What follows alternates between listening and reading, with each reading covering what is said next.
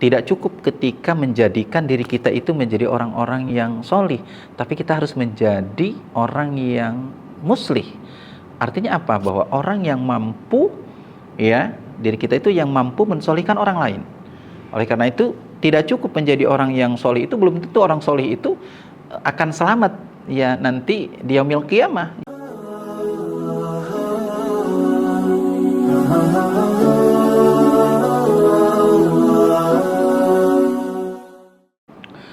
Assalamualaikum warahmatullahi wabarakatuh. Alhamdulillah nahmaduhu wa nasta'inuhu wa nastaghfiruh wa na'udzu billahi min shururi anfusina wa sayyiati a'malina.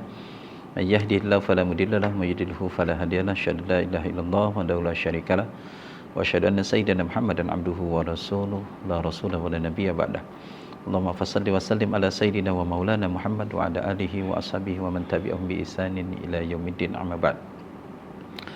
Sahabat Suta Channel yang dirahmati oleh Allah Subhanahu wa taala, alhamdulillah kita bertemu kembali di episode berikutnya. Kita ngabuburit bersama Sultan Channel tentunya. Sedikit Al-Fakir kemarin menyampaikan terkait dengan riwayat itu, sebetulnya mohon maaf agak sedikit tiralat, yaitu Imam Ahmad bin Hambal tentunya, tapi sesungguhnya esensinya bukan itu ya. Tetapi sesungguhnya bagaimana baginda Rasulullah senantiasa mohon ampun, beristighfar ya, dan keistimewaan istighfar itu yang dilakukan oleh seorang tukang roti itu yang sangat tentunya luar biasa. Artinya bahwa kita telah dimotivasi, diajarkan oleh baginda Rasulullah SAW sebagai umatnya tentunya senantiasa mengacu kepada apa yang dicontohkan oleh baginda Rasulullah SAW. Sultan Channel yang dirahmati oleh Allah Subhanahu wa taala, poin yang berikutnya adalah baginda Rasulullah SAW di sebelum datang bulan suci Ramadan dan pada saat memang sudah masuk kepada bulan suci Ramadan adalah senantiasa melakukan amar ma'ruf nahi munkar. Karena kemarin di poin yang ke-6 tentunya senantiasa mempelajari Islam lebih mendalam. Ketika kita memang faham terhadap Islam yang kafah gitu ya, yang benar, yang menyeluruh, maka kita memiliki tuntutan, memiliki kewajiban di mana kita senantiasa menyampaikan kepada orang-orang yang membutuhkan. Kita wajib mendakwahkan ya kepada orang lain, karena tidak cukup ketika menjadikan diri kita itu menjadi orang-orang yang solih, tapi kita harus menjadi orang yang muslih. Artinya apa? Bahwa orang yang mampu ya, diri kita itu yang mampu mensolihkan orang lain. Oleh karena itu, tidak cukup menjadi orang yang solih itu, belum tentu orang solih itu akan selamat ya nanti di yaumil qiyamah. Ya, kenapa demikian?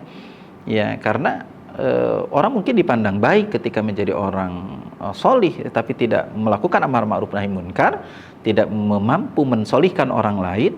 Ya, artinya tidak pernah melakukan amar ma'ruf nahi munkar, melihat saudara-saudara kita siapapun, apakah tetangga kita, teman kita, ya, teman jauh kita, ataupun bahkan kita tahu bahwa dia adalah orang muslim, di bulan suci Ramadan mereka ngerokok misalkan di siang hari, makan di siang hari, di pasar-pasar banyak kaki-kaki yang apa istilahnya, warung kaki-kaki ya gitu ya, artinya makan siang. Nah itu kita harus melakukan ya, bagaimana caranya kalau kita melihat ya sesuai dengan kemampuan kita melakukan amar ma'ruf nahi munkar. Oleh karena itu, kalau kita tidak melakukan amar ma'ruf nahi munkar, maka naudzubillah min dzalik, kita supaya tidak menjadi orang-orang yang muflis, orang-orang yang bangkrut nanti di yaumil qiyamah, yang amal ibadah kita sebetulnya diterima oleh Allah Subhanahu wa taala, tetapi habis karena kita melihat kawan kita melakukan kemaksiatan, kita biarkanlah mereka, ana shaimun, saya lagi berpuasa nih gitu ya, seolah-olah begitu. Jadi tidak pernah melakukan amar ma'ruf, padahal bukan begitu. Kita tahu bagaimana ketika perang Badar ya, yang dilakukan oleh Rasulullah dan para sahabat ini luar biasa. Itu dilakukan pada saat bulan suci Ramadan. Ini kan perang yang sangat besar sekali. Artinya amar ma'ruf nahi munkar di bulan suci Ramadan ya, setelah kita memang betul-betul menjadi hamba yang taat, menjadi hamba yang paham terhadap akan Islam yang kafah, maka kita senantiasa berdakwah, menyampaikan Islam kepada orang atau siapapun yang memang membutuhkan ilmu kita itu. Oleh karena itu sekali lagi bahwa kita harus bicara, kita harus man ra'a minkum munkaran falyughayyirhu biyadihi. Siapa yang memang melihat satu kemunkaran, rubah, kalau bisa dengan tangannya, kalau tidak dengan lisannya, kalau tidak dengan hatinya. Dzalika adaful iman. Pemirsa Sultan Channel yang dirahmati oleh Allah Subhanahu wa taala, poin yang berikutnya adalah Rasulullah senantiasa mempersiapkan datangnya bulan suci Ramadan, dan setelah di dalam bulan suci Ramadan Rasulullah melakukan kebiasaan adalah qiyam, adalah bangun di malam hari, ya untuk latihan, membangunkan keluarganya, mengajak sholat malam, berzikir kepada Allah Subhanahu wa taala. Nah, begitupun setelah Ramadan, ya sekarang ini di bulan suci Ramadan tentunya, karena sholat baginda Rasulullah SAW termasuk sholat qiyamul lailnya, malamnya, sholat tarawihnya, katakanlah seperti itu dilakukan di malam hari gitu ya, di jam-jam 2 atau jam 1, tidak seperti hanya kita pada Isya gitu. Karena kalau tidak salah baginda Rasulullah SAW diajak berjamaah oleh Umar bin Khattab, sholat berjamaah, sholat tarawih itu hanya 2 kali ya, di hari ketiganya kalau tidak salah, mudah-mudahan Allah mengampuni, itu Rasulullah tidak datang karena khawatir, menganggap bahwa itu sholat tarawih itu dilaksanakan dengan wajib dengan cara berjamaah gitu ya, seperti itu. Nah, oleh karena itu sekali lagi bahwa qiyam ini sangatlah penting, karena kita akan menghadapi 10 hari terakhir ini. Memang ada yang namanya bulan yang lebih baik daripada 1000 bulan tentunya, malam Lailatul Qadar, yang itu luar biasa. Kalau kita hitung nominal tahunnya, itu ketemunya kalau tidak salah di 83 atau di 84 tahun gitu ya. Sementara usia kita belum tentu sampai ke angka itu. Nah, oleh karena itu andaikan gitu ya, kita mendapatkan malam Lailatul Qadar selama hidup ini bisa 2 kali, 3 kali, berapa pahala yang kita dapatkan. Nah, ini kan sangat luar biasa. Oleh karena itu pada saat bulan suci Ramadan nanti ada 10 hari yang terakhir, tentunya kita senantiasa mengajak keluarga kita, istri kita, anak-anak kita, tetangga kita untuk senantiasa bangun malam tentunya, untuk senantiasa mendekatkan, bahkan mengejar malam Lailatul Qadar. Kalau Rasulullah SAW itu di 10 hari terakhir itu mengecangkan ikat pinggang istilahnya. Dia tidak fokus di 10 hari terakhir, karena malam Lailatul Qadar itu di beberapa keterangan bahwa itu di malam ganjil, sementara kita juga tidak tahu. Nah, lebih amannya adalah di 10 hari terakhir itu berjaga-jaga. Nah, yang berikutnya adalah tidak kalah penting di bulan suci Ramadan ini, ya Rasul di awal mendatangnya bulan suci Ramadan, begitupun sebelum datangnya, Rasulullah senantiasa bersedekah. Kalau di bulan Sya'ban, di bulan Rajab bersedekah, baik itu berupa amalan kebaikan, itu Allah akan lipat gandakan. Begitupun pada saat Ramadan ini sangat luar biasa. Ya, pemirsa semuanya tentunya faham. Ya, Allah lipat gandakan. Yang sunnah pahalanya menjadi wajib. Ya, begitupun yang wajib, ya pahalanya sangat banyak sekali, 70 kali lipat tentunya. Oleh karena itu ini sangatlah menarik dan berkesempatan bersyukur kepada Allah Subhanahu wa taala ketika kita memang diberikan rezeki oleh Allah Subhanahu wa taala, kita bersedekah, ya, menaqasamal min shadaqatin bal yajid, bahwa siapa yang bersedekah di bulan suci Ramadan tentunya Allah tidak akan mengurangi, bahkan bertambah.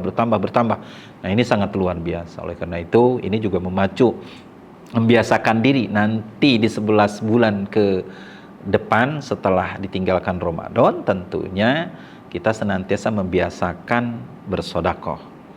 Nah, yang terakhir adalah sebagaimana Allah Subhanahu wa taala menyerukan kepada hambanya, a'udzubillahi minasyaitonirrajim, ya ayyuhalladzina amanu kutiba alaikumusshiyam kama kutiba alal ladzina min qablikum la'allakum tattaqun.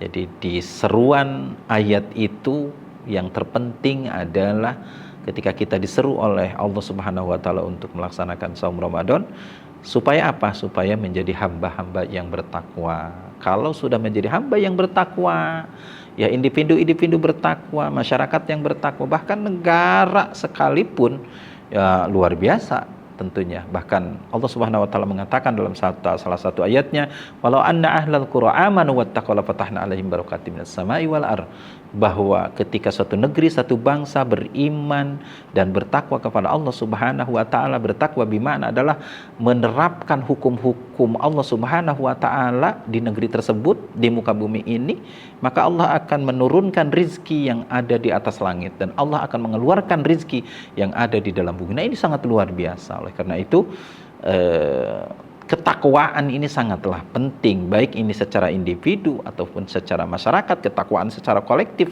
Ya tentunya pada saat ini orang-orang yang secara individu boleh saja bertakwa, tetapi karena aturan-aturan pada saat ini adalah aturan yang mengatur manusia di muka ini, adalah aturan di luar daripada Islam, maka negara khususnya tidak mampu mentakwakan individu. Sementara kalau kita bertakwa, betul-betul kita berjuang bagaimana memiliki giroh yang sangat luar biasa, memiliki keinginan supaya aturan-aturan Allah ini tegak di muka bumi ini, dan apa yang telah dijanjikan oleh Allah Subhanahu wa taala bahwa khilafah adalah wa'dullah, itulah khilafah adalah janji Allah Subhanahu wa taala.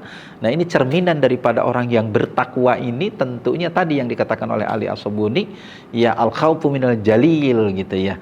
Dia hanya takut kepada Allah Subhanahu wa taala. Al-amalu bitanzih, dia senantiasa beramal dengan. Nah, beramal ini juga karena aturan Allah mengatur dirinya pribadi, Allah mengatur manusia dengan manusia, begitupun Allah mengatur urusan negara, bagaimana menghukumi orang-orang yang, mohon maaf, pada saat ini yang koruptor, yang berzina dan sebagainya. Nah, ini butuhin sebuah institusi. Kalau individu-individu ini bertakwa, berjuang, punya keinginan bagaimana syariat Allah ini tegak, yaitu di bawah naungan daulah khilafah Rasyidah Adamin Hadi ini dipimpin oleh seorang khalifah, tentunya betul-betul ketakwaan ini apa yang disampaikan, apa yang